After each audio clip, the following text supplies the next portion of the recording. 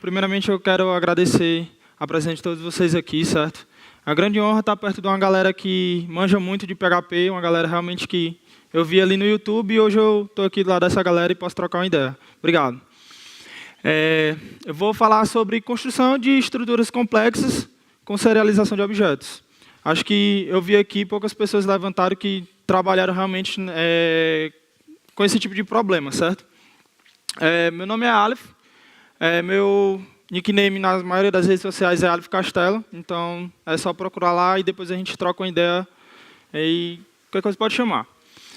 Eu trabalho na Wallis, certo? É uma startup. Ano passado, durante o PHPest, o Davi Marcondes, outro palestrante, precisou de um lugar com internet. E aí ele foi bater no nosso antigo escritório. Esse daqui é o novo. Então, quem for para Fortaleza e precisar de um lugar com internet, pode chamar lá que a gente abre as portas. Sou membro e um dos organizadores da comunidade PHP com Rapadura, né? Ano passado nós organizamos o PHPest. Esse nome é interessante porque eu acho que em todos os lugares onde a pessoa ouve falar a marca bem. Então, é exclusivamente único nosso. A ideia dessa talk é basicamente tentar passar do que há de mais básico, certo? Com relação à serialização. E aí evoluir o código até chegar em estruturas mais complexas. Onde a gente tem determinados problemas que é comum a todo projeto.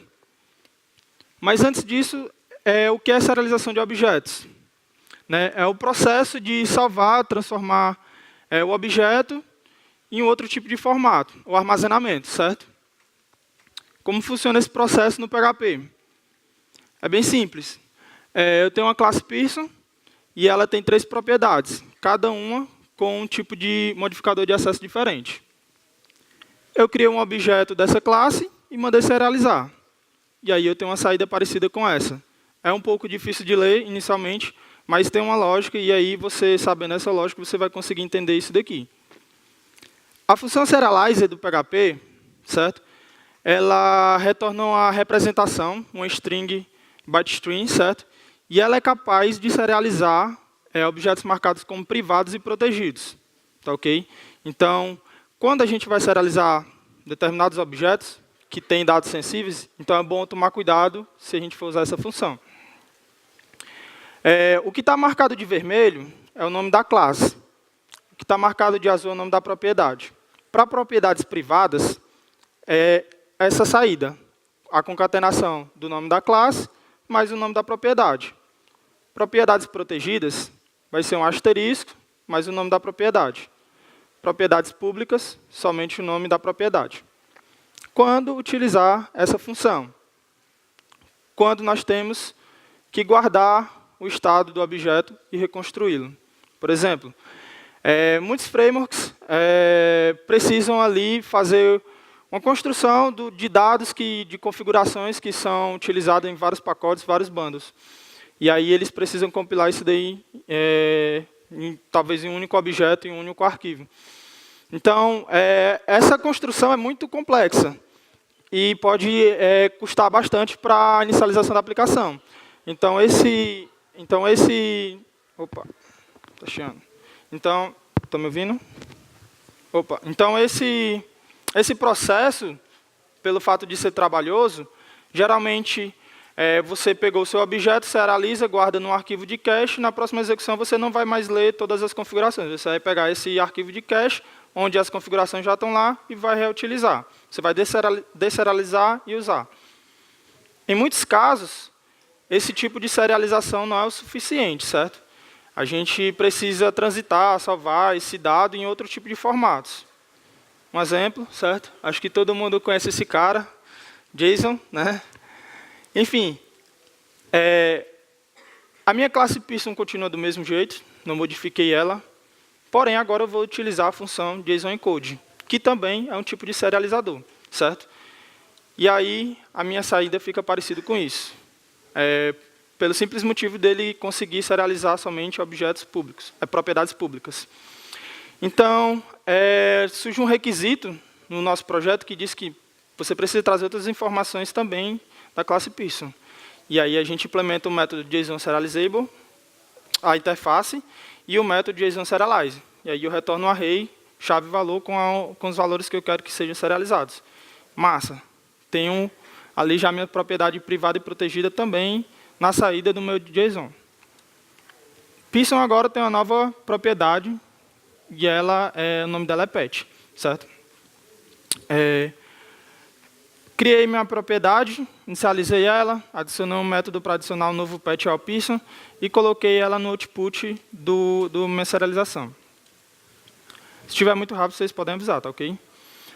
A mesma coisa eu vou fazer para o pet. Criei minha classe, tem 3 propriedades, cada uma com um modificador de acesso diferente.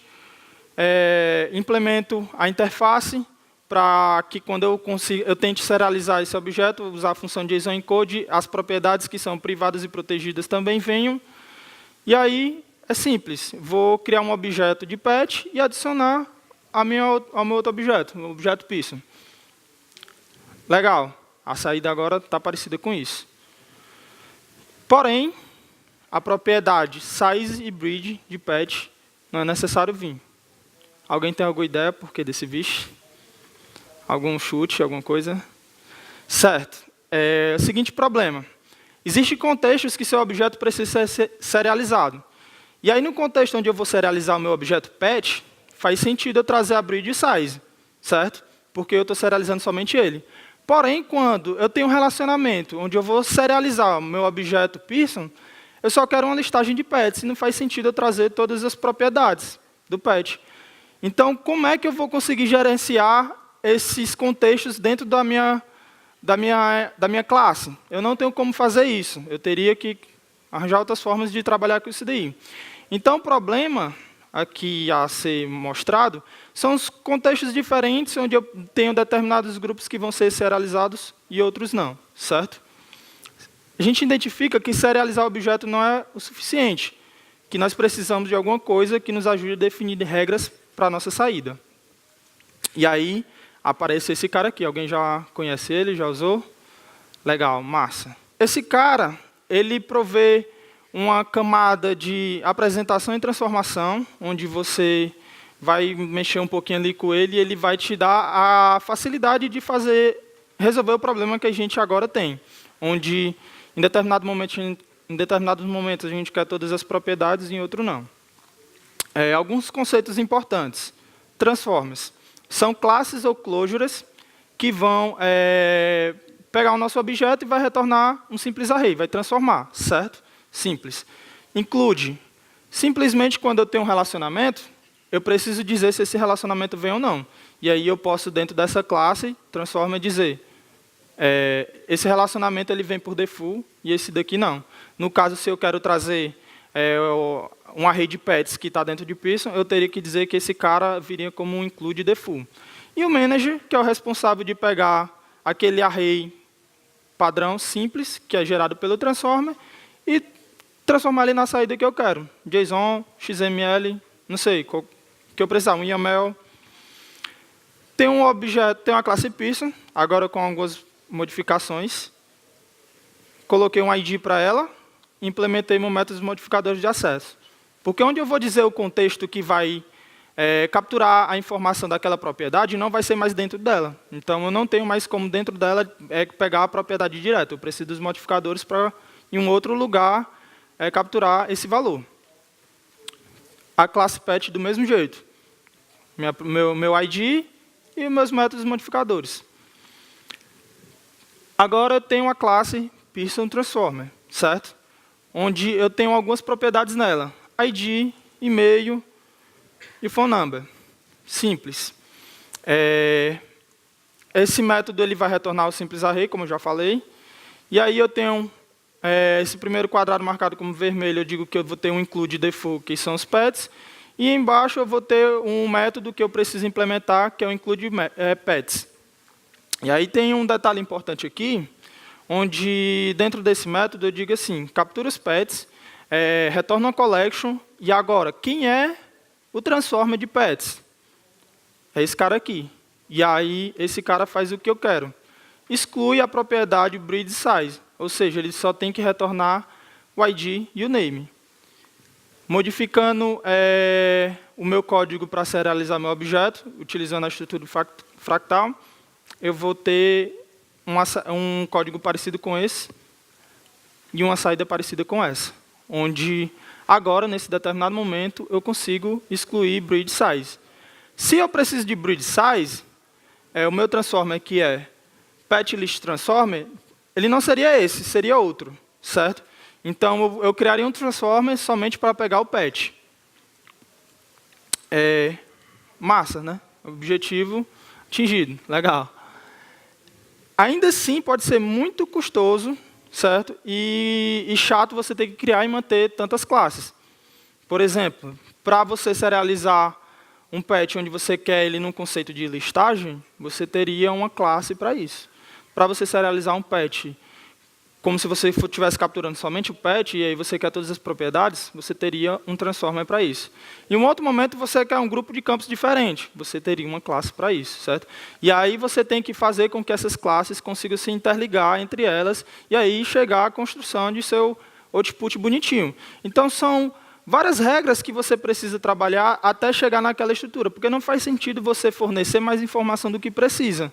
E a ideia é essa, é você fazer com que a estrutura seja fornecida somente o que é necessário. E aí a gente chega nesse cara aqui. Alguém já usou, já conhece, já viu? Levanta a mão. Quantas pessoas? Legal, legal, massa. Quem já usou esse cara aqui, provavelmente já teve algumas dores de cabeça com ele também. Mas quem não usou, também provavelmente já tem algumas dores de cabeça por não ter usado. Ele ou ter usado alguma outra biblioteca. JMS Serializer, ele é uma biblioteca que te fornece um rico conjunto de ferramentas, onde, o que diz no próprio site, ele quer resolver qualquer problema, qualquer complexidade na construção da sua estrutura na saída, certo? Essa é a ideia dele. Para me atingir meu objetivo, inicialmente da forma mais básica, não a correta, mas a forma mais simples, eu simplesmente teria que importar o namespace e chamar a annotation exclude e colocar nas propriedades que eu quero que ela não venha, que é a breed size. E aí, bem simples, só isso. Não fiz mais nada. Não existe outra classe, não existe nada. O meu código para fazer com que meu objeto seja serializado é esse daqui, onde eu preciso criar um objeto do serializer, criar um objeto do contexto, depois eu mando serializar meu objeto Python, digo qual formato que eu quero que seja na saída, pode ser qualquer outro formato, e aí passo o meu contexto dizendo que eu quero também serializar as propriedades que venham nula, certo? E aí eu tenho essa saída.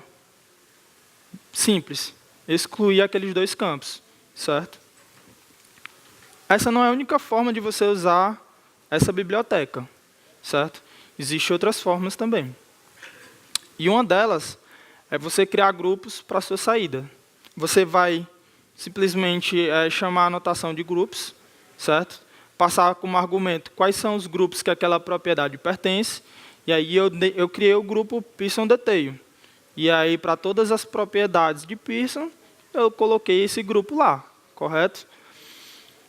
Para o pet, as únicas duas propriedades que eu quero, excluindo as outras duas que eu não quero, são só essas daí, ID e o name. E aí, para o pet, na minha cabeça, o que faz sentido que é uma listagem, você não está capturando um pet com todas as informações, o nome ficou PetList. Em Python foi um Python Detail, em pet, PetList.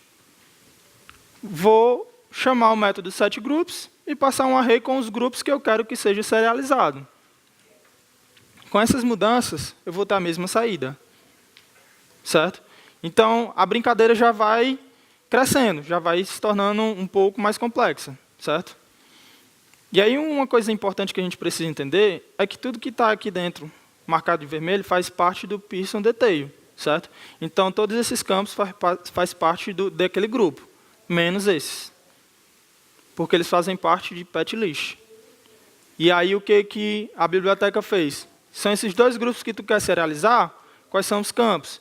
E aí ele juntou os dois, e aí a saída é mais ou menos essa, certo?